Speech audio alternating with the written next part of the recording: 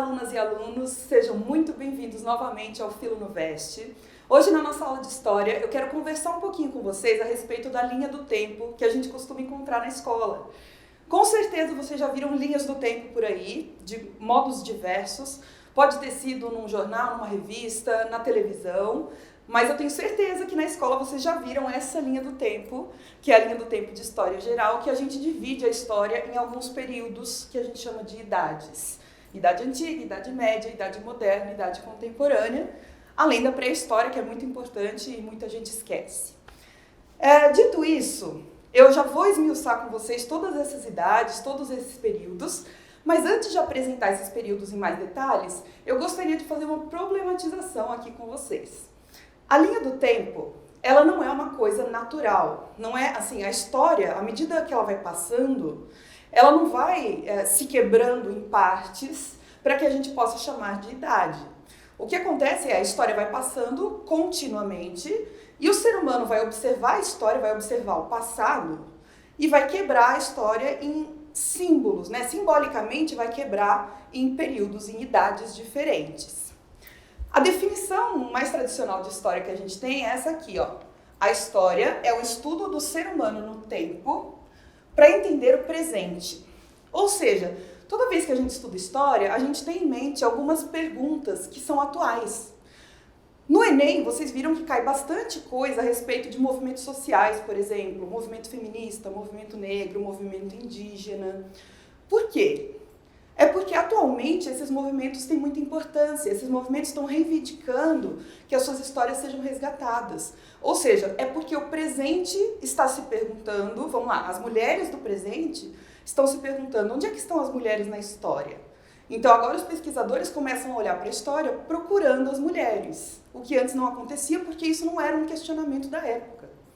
Então a gente precisa olhar essa linha do tempo pensando quem elaborou, com que propósito a pessoa elaborou essa linha do tempo, o que ela quer quando ela quebra a história em vários períodozinhos e por que ela escolhe esses marcos especificamente. Queda do Império Romano do Ocidente, o que isso tem a ver? Por que vai colocar a escrita como um ponto importante aí na história para dividir a história em antes da escrita e depois da escrita? E aí? Sobre essa coisa da periodização, vamos pelo nome, ó. Periodização significa você criar períodos, ou seja, criar blocos de tempo, vamos colocar assim, e esses blocos eles têm que ter uma certa unidade. Pode ser uma unidade econômica, uma unidade política, ou uma unidade cultural, religiosa, qualquer coisa desse tipo. Então, se a gente pegar, por exemplo, aqui a Idade Média, ela vai ter um conjunto de características comuns durante esses quase 1000 anos de duração. E aqui a gente tem que ter um pouquinho de cuidado, porque não é em todos os lugares do mundo que a Idade Média vai ter as mesmas características. Então aí a gente já também dá para problematizar em relação à regionalização dessa linha do tempo. De que lugar essa linha do tempo está falando? A gente consegue ver pelos marcos que ela está estabelecendo. E uma outra coisa, além desses marcos existirem, eles são arbitrários, alguém escolheu. Por fim, as linhas do tempo, eu preciso que vocês tenham na cabeça isso, que as linhas do tempo, elas são, por muito tempo elas foram naturalizadas, elas foram vistas como uma coisa normal, natural. O tempo ele é dividido assim, ele foi dividido assim. Sendo que, na verdade, a gente tem que se questionar. Quem que criou essa linha do tempo? Olha só, o nome desse período é Idade Contemporânea, que vai de 1789 até os dias de hoje, e provavelmente alguns dias a mais aí no futuro. O que significa contemporâneo? Pensa aí a palavra conterrâneo. Conterrâneo significa alguém que é da mesma terra que você. Alguém que nasceu na mesma cidade, por exemplo. Contemporâneo é alguém que nasceu no mesmo período que você. Dito isso, a gente sabe de que período é essa linha do tempo, né?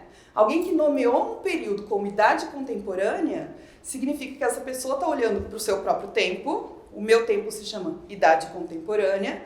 E a partir daí ela vai construir outras épocas e outros períodos e nomeá-las de acordo com o que ela acha que é importante. Mais algumas reflexões que a gente pode fazer a respeito da linha do tempo, que na verdade hoje são críticas bastante feitas por historiadores, são essas aqui.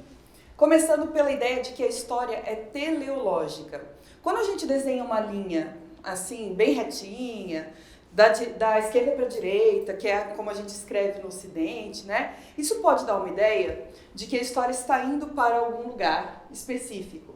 Teleologia é uma palavra que vem do grego telos, que significa finalidade. Ou seja, como se a história tivesse uma finalidade específica. Alguns filósofos vão ter essa ideia, por exemplo, Santo Agostinho vai falar que a história tem um começo, um meio e um fim. Lembrando que o Santo Agostinho era padre da Igreja Católica, bispo, portanto, ele fazia uma interpretação à luz da Bíblia. Ele olhou a Bíblia e falou, a história tem um começo, que é a criação, tem um meio, que é isso que a gente está vivendo, e tem um fim, que é um final e um objetivo, é um telos, que seria o juízo final, a salvação das almas ou a condenação das almas. Outro filósofo que vai falar isso é o Hegel, só que ele não fala de uma coisa religiosa, né? De um ponto de vista religioso. O Hegel ele vai dizer que a história está caminhando rumo a uma racionalidade cada vez maior.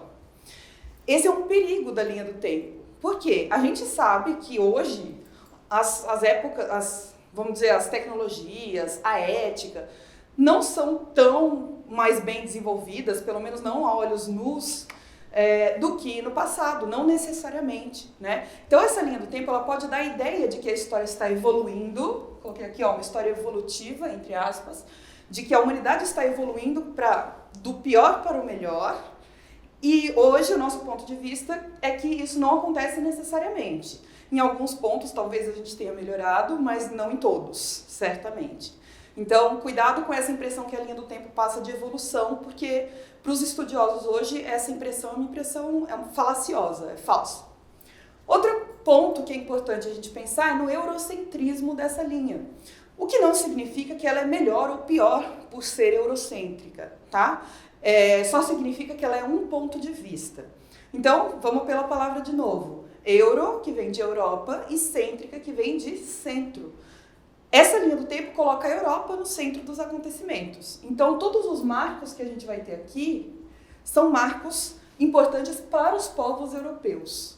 Tá? Nesse caso específico da nossa linha do tempo, é uma linha do tempo francesa, de tradição francesa, que o Brasil adotou. Então, a Revolução Francesa vai ser um marco da divisão da história moderna para a história contemporânea. Se você pegar uma linha do tempo de outro país, da Inglaterra, por exemplo, o marco é a Revolução Industrial. E assim por diante. Cada cultura vai colocar um marco que for importante para ela. Só que nós somos brasileiros, ou seja, nós somos do continente americano, e nós usamos uma linha do tempo que é eurocêntrica. Não tem problema usar. O problema é você usar e achar que é natural, e achar que é absoluta, tá? Que é o nosso próximo ponto. A linha do tempo, ela pode parecer universal e absoluta, e ela não é. Ela é simplesmente um ponto de vista. Se você pegasse, por exemplo, uma linha do tempo que os chineses tivessem feito, ela provavelmente vai ser muito diferente dessa.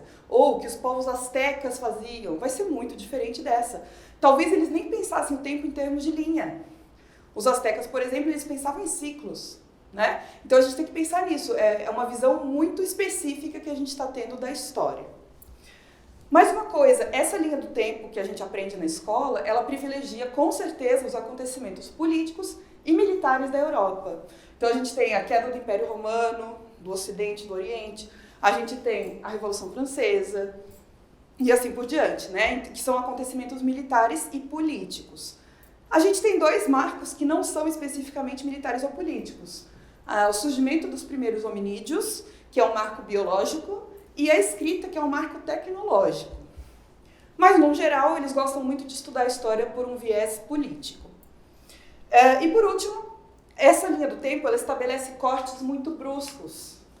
Ela privilegia, coloquei aqui, as rupturas e esquece um pouco das continuidades. O que isso significa? Que quando você vê por cima a linha do tempo, quando você vê de uma forma um pouco mais rasa, um pouco mais superficial, se você só olhar a linha do tempo, você vai achar que quando a cidade de Roma foi invadida pelos bárbaros, entre aspas, aconteceu uma mudança de idade, ou seja, saiu da Idade Antiga e foi para a Idade Média, de forma que a Idade Média ela não conserva nada da Idade Antiga. E isso é uma mentira, né? Na verdade, o que a gente tem é uma continuidade com algumas coisas que vão se rompendo aos poucos, alguns pontos, né? Então, por exemplo, tudo bem, a cidade de Roma caiu, mudou o sistema de governo, que é um marco importante, mas não significa que, por exemplo, o sistema econômico mudou de cara, né? Mudou assim, bruscamente de uma coisa para outra. Ele vai se adaptando aos novos tempos. E os sistemas de trabalho vão se adaptando aos novos tempos. Então a gente precisa ter muito em mente isso. A Idade Média, por exemplo, uma das características mais fortes da Idade Média europeia é o teocentrismo. É você colocar Deus, Theos, Deus no centro das explicações para as coisas. Então por que as coisas são assim? Porque Deus fez o mundo assim, porque Deus quis assim, né? Isso significa que ele está negando o que veio na Idade Antiga? Depende da época que você estiver falando. O Império Romano, dependendo do momento, já é oficialmente cristão, por exemplo. Então, daqui para cá não teve tanta ruptura, dependendo da época que você pega para analisar. E para a Idade Moderna, a mesma coisa. Por exemplo, na Idade Contemporânea, o cristianismo, às vezes, é muito importante para a política. No Brasil, atualmente, a gente tem visto isso. O que não significa que houve uma ruptura total, embora tenha havido várias rupturas aí no meio do caminho, tá? Então, a gente precisa ser esperto para analisar esse tipo de coisa. Há, sim, momentos de quebra, mas também há momentos de continuidade, momentos em que você precisa analisar o que veio antes, o que continua sendo e o que se modificou de um período em relação ao outro. Feitas essas problematizações todas, essa linha do tempo, ela é muito utilizada, provavelmente os seus pais, os seus avós já utilizaram isso em sala de aula e os seus professores continuam usando, porque na verdade ela é uma ferramenta didática. Isso significa que ela organiza muito bem os pensamentos na nossa cabeça, as épocas na nossa cabeça. E a gente vai falar dessa linha do tempo, a gente vai detalhar esses períodos da linha do tempo, aqui porque nos vestibulares e no Enem são essas as denominações que aparecem pra gente. Então, quando ele falar de Idade Moderna, é muito importante que vocês saibam do que ele está falando, né? O que teve nesse período que vai te ajudar a responder aquela questão. Essa linha do tempo que a gente adota em escola é uma linha do tempo de tradição francesa, como eu falei para vocês, e a gente tradicionalmente a divide em algumas idades. Então aquela periodização que a gente falou no começo, ela é nomeada como idades. A gente tem basicamente 4 idades, mais o período da pré-história, que é sobre o qual a gente vai falar agora. Então a Idade Antiga, a Idade Média, a Idade Moderna e a Idade Contemporânea. E esse negócio de pré-história aí, hein? Pensa nesse nome, pré-história. O que ele significa? Que é um período que acontece antes da história, a história oficial.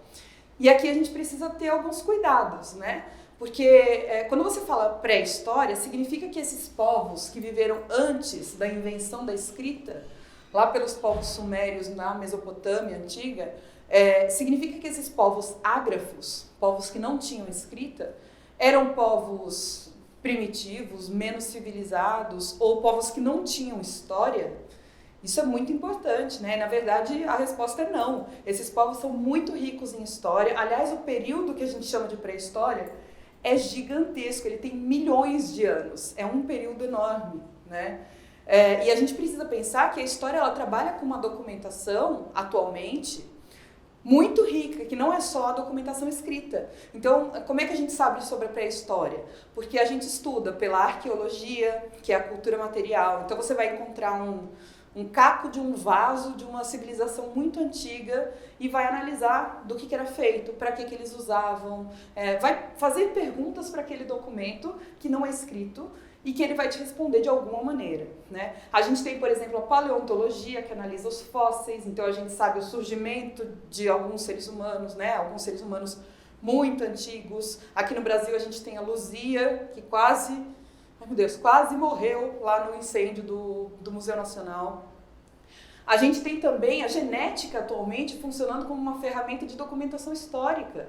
Porque se você fizer uma genealogia, ou seja, se você pegar os genes e traçar uma ancestralidade pelos genes, a gente consegue traçar as linhas migratórias dos povos, no geral, dos seres humanos, e ver de onde eles são mais antigos, ou seja, a nossa origem é africana, de fato, pelo menos pelos dados que a gente tem até hoje. E depois foi se espalhando pelos outros continentes, a Ásia, o Oriente Médio, né, a Ásia, a Europa, depois a América e a Oceania. Então vamos falar da pré-história. Olha só, eu vou falar, na verdade, de todas as subdivisões, de todas essas idades, mas essas subdivisões pode haver alguma variação. Então você pode encontrar num livro, ou num outro vídeo, numa outra fonte, você pode encontrar uma divisão um pouquinho diferente dessa que eu vou falar para vocês. Mas não tem problema, isso varia mesmo. Como eu falei, a linha do tempo ela não é única e ela não é estanque. Ela serve para vários povos em tempos diferentes. Então tudo bem se tiver uma periodização um pouquinho diferente dessa daqui que eu vou mostrar. O período da pré-história a gente divide em basicamente 2, e esses 2 em outras divisões, tá? As duas divisões maiores da pré-história são a Idade da Pedra e a Idade dos Metais. E essa diferença tem a ver com o tipo de material que os seres humanos dominavam em termos de técnica. Então, na Idade da Pedra, a gente vai ter os seres humanos trabalhando muito com instrumentos de pedra, enquanto que na Idade dos Metais, os seres humanos aprendem a dominar a técnica da fabricação metalúrgica. Vamos por partes. Primeiro, a Idade da Pedra, que se subdivide em 2 outras, e eu acho que essas são mais comuns ao nosso ouvido, né? O Paleolítico e o Neolítico. Paleo significa antigo, e litos é pedra. Então, a Idade da Pedra lascada, que a gente chama, é uma pedra que você só trabalha batendo nela, lascando a pedra, para que ela forme uma ponta, por exemplo, e isso vai servir de instrumento para você caçar. Porque nesse período a gente tem os seres humanos ainda nômades. Isso significa que as comunidades humanas não se fixavam num lugar só, porque a sua subsistência dependia de caça, de pesca, de coleta dos recursos naturais que haviam em volta. Portanto, você precisava ter ferramentas, armas, para poder caçar, para poder pescar. E isso era feito de pedra lascada. É nesse período também, que é um período muito grande, tá? A grande maioria da idade da pré-história, ela é pedra lascada. É o período da pedra lascada. Milhões de anos são de pedra lascada, tá? É o período dos homens das cavernas. Porque as cavernas, elas não são habitações fixas. Elas são habitações temporárias. É nesse período que o homem aprende a dominar o fogo. Por exemplo, não só dominar, mas também produzir fogo, que é muito importante. E o Neolítico, que é o outro período dentro da Idade da Pedra, é a Idade da Pedra polida. É quando os instrumentos vão se tornando um pouco mais sofisticados. E aqui tem uma característica que é fundamental. A Revolução Neolítica ou Revolução Agrícola. Talvez a maior de todas as revoluções da história da humanidade. A Revolução Agrícola é quando o ser humano finalmente aprende a domesticar animais e a praticar a agricultura. Isso vai mudar tudo, porque isso permite que você crie núcleos muito maiores de seres humanos, que você se fixe num lugar só. Então, aqui é que a gente tem a transição do nomadismo para o sedentarismo. Os seres humanos passam a ser sedentários, no sentido de que você se fixa num lugar só e consegue criar uma comunidade muito maior do que você podia ter antes. Se você se muda o tempo todo, é muito mais fácil você se mudar com 1 ou 2 famílias do que com uma cidade inteira.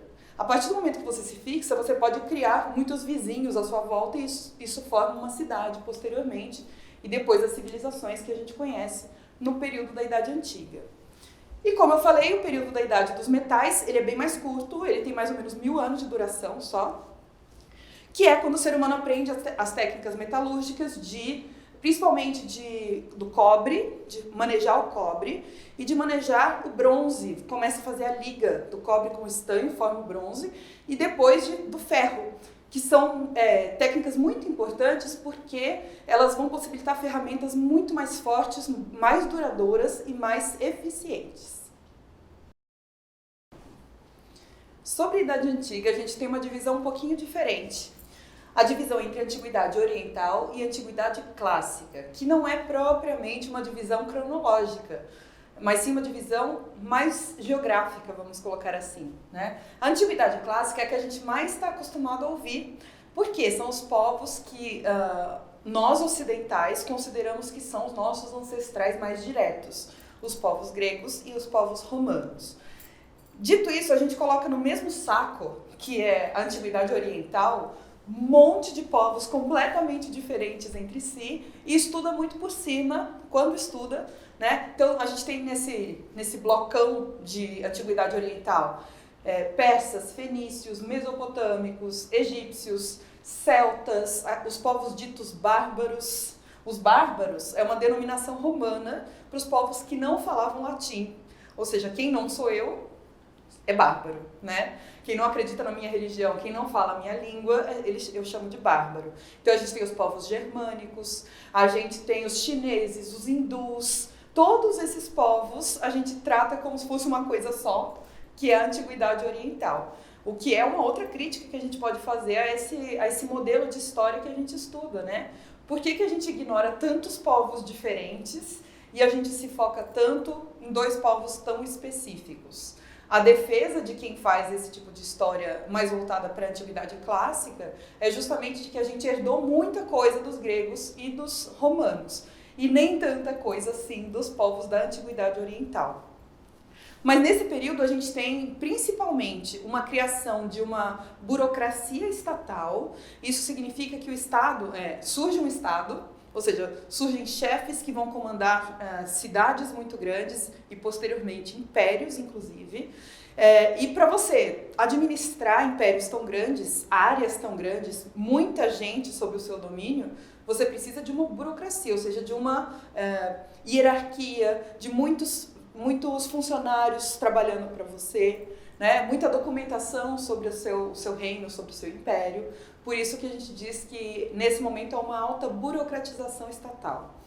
Além disso, tem uma outra coisa muito importante para nós povos ocidentais nesse período, que é no ano 1, o nascimento de Jesus Cristo para os cristãos, Jesus de Nazaré para todo mundo. Jesus de Nazaré é a denominação que a gente dá em história, é a pessoa Jesus que nasceu na cidade de Nazaré. E o Cristo significa o Salvador. Então quem é cristão chama de Jesus Cristo, e quem não é pode chamar de Jesus Nazareno ou Jesus de Nazaré, que é a mesma pessoa, que seria a figura histórica de Jesus. E esse momento é importante porque ele marca o início do calendário cristão. Então pode ver, a nossa linha do tempo ainda tem isso, ela é cristã. Ela não só é ocidental, eurocêntrica, mas ela é cristã. Porque a gente classifica em período antes de Cristo, chamando de Cristo, ou seja, é uma linha do tempo declaradamente cristã, né? Antes de Cristo e depois de Cristo. Então, a partir do ano 1, a gente começa a contar o depois de Cristo. E isso vai influenciar o próximo período, que é o período da Idade Média. Então, o cristianismo surge na Idade Antiga. Isso vai se mesclar com as culturas de outros povos, principalmente dos povos romanos e dos povos germânicos, que são os tais dos bárbaros, que vão invadir a cidade de Roma. Alguns povos invadem, alguns povos simplesmente migram pacificamente para o Império Romano no geral, até que no ano 476 depois de Cristo, os Érulos, que são um povo bárbaro, dominam a cidade de Roma, e isso é considerado um marco para a história, né? Um marco divisório entre a Idade Antiga e a Idade Média. Vamos falar então sobre a Idade Média, que é um outro período, sendo que a Idade Média a gente classifica como um período só, é um período muito grande, né, de 1000 anos praticamente, e a gente classifica como uma coisa só porque ela tem algumas características em comum, se você olhar apenas para a Europa Ocidental, tá? Mesmo assim, ainda é uma coisa muito geral, generalizada. Alguns países ainda não eram países, tá? Algumas regiões ali da Europa Ocidental não seguiram exatamente o modelo do feudalismo, que é o que a gente mais estuda na escola. Mas, no geral, se você olhar a Europa assim por cima, você pode falar que durante a Idade Média foi um período em que o feudalismo predominou, que é aquele sistema econômico baseado em servidão, com os feudos bastante autossuficientes e voltados para a produção agrícola e etc. A Idade Média a gente divide tradicionalmente em 3 partes, sendo a Alta Idade Média a construção do feudalismo, ou seja, é o momento em que essa ruralização começa a acontecer de uma forma muito mais intensa. A servidão vai se conformando com um sistema de trabalho consolidado. A gente tem a Igreja Católica crescendo em poder na Europa. A Idade Média Central, dos séculos IX ao século XI, que significa que é o momento em que o feudalismo está em pleno funcionamento. Então aqui a gente tem, por exemplo, a política descentralizada, que a gente estuda bastante, aquelas relações de suzerania e vassalagem entre os nobres. A gente tem a sociedade dividida em 3 estamentos muito bem definidos, que são o clero, a nobreza e os servos, cada um com a sua função. Lembrando que é uma sociedade bastante teocêntrica, uma sociedade que explica tudo em função de Deus, em função da religião. Então, por exemplo, esses 3 estamentos, cada um tem uma função dentro da sociedade de acordo com uma visão religiosa. O clero tem a função de rezar, a nobreza tem a função de lutar e proteger as pessoas que estão ali no feudo, né? E por fim, os servos têm a função de trabalhar. Então tudo isso é uma visão teocêntrica da sociedade. Você tem uma função aos olhos de Deus e você deve cumpri-las para que a sociedade funcione bem. E a Baixa Idade Média, por fim, já é o momento em que o feudalismo está se desconstruindo e dando lugar a alguns elementos já capitalistas, proto-capitalistas, se vocês quiserem. É dos séculos XI ao século XV. Então aqui a gente tem, por exemplo, o que se chama de, entre aspas, renascimento urbano, renascimento comercial, que o comércio e as cidades nunca sumiram na Idade Média, nunca foi zerado isso. Mas diminuiu bastante, o uso de moeda diminuiu bastante. E agora, a partir da Baixa Idade Média, a gente tem uma retomada desses recursos, tanto das cidades, quanto do comércio, quanto do uso de moedas. E aí os feudos vão deixando de ficar fechados em si mesmos e passando a fazer comércio com outros povos. E assim, a Europa vai se abrir novamente, embora não tenha se fechado completamente na Idade Média, mas vai se abrir novamente em moldes parecidos com o que era na Idade Antiga. E aqui cabem algumas problematizações de novo. Vamos refletir aí sobre o período, né? Quando a gente chama de Idade Média, olha esse nome. Idade Média significa a idade do meio. Ou seja, quem deu esse nome? A Idade Média precisa estar no meio. Quem deu esse nome foram as pessoas da Idade Moderna. Eles olharam e eles falaram, a nossa idade é uma idade muito legal, uma idade iluminada, a gente vai falar sobre isso. É uma idade em que a razão volta com força total, né? E aí nós temos uma idade antiga, que já foi há muito tempo, então chama de idade antiga, e a gente tem uma idade que está no meio, uma idade entre os antigos e nós. E aí tem essa denominação, Idade das Trevas, provavelmente vocês já ouviram. Porque, na verdade, a Idade Média ela é vista de 2 formas diferentes, 2 formas opostas. A gente encontra muito em filmes essas 2 visões. Então, de um lado você tem a Idade Média como sendo um período bastante romantizado, um período idílico, o período das princesas, dos príncipes, o período de riqueza, etc. E, por outro lado, você tem as pessoas vendo a Idade Média como um período muito ruim. O período da peste, o período da guerra, o período da pobreza. Sendo que, na verdade, a Idade Média não é nenhum dos 2 puramente, né? A Idade Média ela tem elementos bons e elementos ruins que se misturam. Você não pode polarizar uma coisa ou outra. Esse nome Idade das Trevas, significa a Idade da Escuridão, ele vem em oposição ao período que vem agora, que é da Idade Moderna. A Idade Moderna ela se vê como um período iluminado, como eu falei. Olha, nós agora sim entendemos a realidade, agora sim a gente consegue fazer uma ciência de verdade. E aí quando você olha para trás, é como se a Idade Média, que é um período muito religioso, é como se ele fosse um período escuro, obscuro. Você não consegue enxergar nada na Idade Média. 1000 anos de escuridão, entre aspas. Muito cuidado com esse tipo de interpretação em provas de vestibular ou em filmes, em qualquer conversa que você tiver aí no dia a dia. Cuidado com pessoas que falam que a Idade Média é o período de trevas, porque essa é uma visão bastante preconceituosa. O marco que se escolheu para o fim da Idade Média foi a queda do Império Romano do Oriente, porque o Império Romano foi dividido em 2 partes, o do Ocidente e do Oriente. O Império Romano do Ocidente, cuja capital era Roma, já tinha caído lá no século V, que é o marco para o início da Idade Média. E o fim da Idade Média é justamente quando a outra capital, a capital oriental, Constantinopla, é invadida pelo Império Otomano, é conquistada pelo Império Otomano em 1453. E aí, gente, o período da Idade Moderna, que é um período menor em relação aos outros que a gente viu até agora, ele tem algumas características. Esses tópicos que eu coloquei aqui não são divisões cronológicas que se faz da Idade Moderna, mas são características muito marcantes desse período na Europa. Tá? A gente tem o momento do Renascimento, que é geralmente séculos XV e um pouco do século XVI.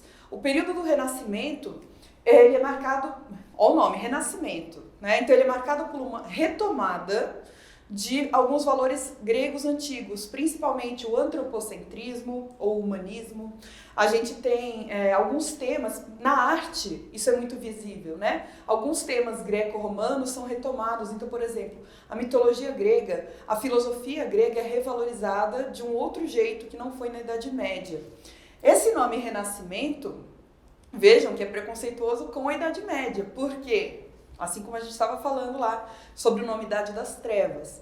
Porque o Renascimento significa que é como se a humanidade tivesse ficado morta, entre aspas, por 1000 anos, pelo período da Idade Média. E você vai renascer, aqui você nasceu, na Idade Antiga, os gregos, que era um povo muito racional, né? Aqui é como se a racionalidade tivesse morrido na Idade Média, e na Idade Moderna finalmente haverá um renascimento, a retomada dos valores greco-romanos. É aqui que a gente tem também a Revolução Científica com Galileu, com outros grandes cientistas, principalmente astrônomos. A gente tem as grandes navegações, que é o que a gente chama de descobrimento do Brasil, é a chegada dos europeus no continente americano, que se dá em 1500, né, no Brasil, no caso. Então, quando a gente for ver a linha do tempo da história do Brasil, ela começa aqui. Olha só, a história da Europa já estava há muito tempo, e a história do Brasil a gente começa a contar a partir dos europeus. Então, de novo, é um ponto de vista eurocêntrico. E a gente tem também, por exemplo, algumas revoluções tecnológicas. A invenção da imprensa, a prensa de tipos móveis pelo Gutenberg, né? Ela vai possibilitar um espalhamento do conhecimento como nunca antes. Então agora você pode imprimir textos, inclusive textos filosóficos, científicos, e que vão servir para que o conhecimento seja mais acessível, muito mais acessível do que antes. O Iluminismo é um período, principalmente século XVIII, século das luzes, e esse nome, Iluminismo, vem de iluminar. É a ideia da razão, de novo, a razão como o centro do pensamento. Então agora os iluministas eles vão valorizar essa coisa do conhecimento. O conhecimento é o que vai libertar o ser humano, que é uma visão muito diferente da Idade Média, em que a religião libertaria o ser humano. Então, são os iluministas que vão chamar a Idade Média de Idade das Trevas. Esse é o período da luz e esse é o período da escuridão, né? E, por último, a gente tem também as revoluções burguesas na Europa. Revoluções burguesas são aquelas pelas quais a burguesia vai finalmente entrar no poder político. Por quê? Desde o final da Idade Média, o que a gente tem é a burguesia acumulando poder econômico, dinheiro, né? E quem ganha poder econômico quer poder político. Quem tem dinheiro vai querer fazer leis, por exemplo, né? Que é o que acontece aqui. A burguesia, ela tem tanto poder econômico que ela passa a querer estar no poder político também. Então é nesse momento, no final da Idade Moderna, que a gente tem as revoluções burguesas, a burguesia entrando no poder político pela primeira vez. Tanto que o marco do fim da Idade Moderna é a Revolução Francesa, é quando na França a burguesia entra no poder, e tirando o pessoal da nobreza, né, os nobres, principalmente os reis absolutistas, que eram muito simbólicos da nobreza feudal. Então, lembrando que a nobreza moderna, os reis absolutistas, eles fazem parte da classe que é a classe nobreza, que está lá na Idade Média. Então era considerada uma coisa ultrapassada e a burguesia entra no poder e agora sim, um mundo bastante capitalista, os elementos feudais praticamente acabados e a partir aí do final do século XVIII a gente já entra num período novo que é a Idade Contemporânea. E finalmente a Idade Contemporânea, que é o nosso tempo. Não é um período tão longo também. A Idade Contemporânea a gente tem 2 séculos e um pouquinho, né? A gente tem o século XIX, o século XX e o século XXI, que é esse que a gente está vivendo. O século XIX, eu acho que dá para destacar, principalmente na Europa, o imperialismo, que é o momento em que a Europa vai se expandir para outros continentes de uma forma bastante exploratória. e que vai causar todos os eventos do século XX relacionados à Europa. A gente tem principalmente as duas guerras mundiais, Primeira Guerra, Segunda Guerra. Nesse entre guerras é bem importante também o período de crise do liberalismo, em que a gente tem a crise de 29 nos Estados Unidos, a ascensão do nazifascismo na Europa, que determinou todo o resto do século XX, né? A Guerra Fria. Eu coloquei também a Revolução Russa, que não é exatamente na Europa Ocidental, mas que vai influenciar todo o resto do século XX por conta da polarização entre o sistema capitalista e o sistema socialista. E agora, no século XXI, a gente já tem um período de globalização, um período em que o capitalismo triunfou. Então, a grande maioria dos países do mundo segue o sistema capitalista. Os Estados Unidos venceram a Guerra Fria, por assim dizer. E a gente tem um alto desenvolvimento de tecnologia, que, por enquanto, é o que mais marca o nosso século. E aí, finalizando a nossa aula de periodização, a nossa aula de linha do tempo, eu resolvi fazer para vocês aqui um recurso visual, que é tentar mostrar para vocês a proporção de cada período. Porque geralmente quando a gente vê na aula normal, parece que todos os períodos são muito equivalentes, né? Então é como se eles tivessem a mesma duração, ou durações muito parecidas. Mas se você for visualizar de fato, eu até excluí a pré-história, porque a pré-história tem milhões de anos. Então, na verdade, seria uma linha do tempo infinita. Se eu fosse fazer proporcional aqui para caber na lousa de vocês, na tela de vocês, vocês só iam ver a coisa lilás, porque ia ser só pré-história, tá? A história ia ser tão insignificante perto da duração da pré-história que eu preferi excluir a pré-história nesse caso. E aí, para vocês verem as idades, olha só, a idade antiga é a amarelinha aqui. Então, a gente tem 4.500 anos de idade antiga, que é bastante coisa. A Idade Média tem 1000 anos, então ela é um quarto, né, do que foi a Idade Antiga.